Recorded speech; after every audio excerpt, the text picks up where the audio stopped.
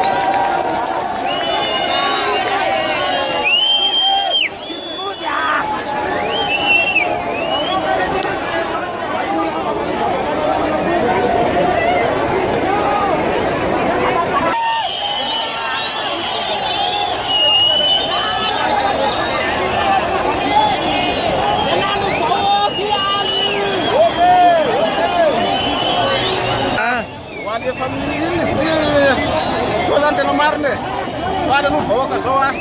satria valy le olana zay nakatà voka ary mila ihany koa voka zao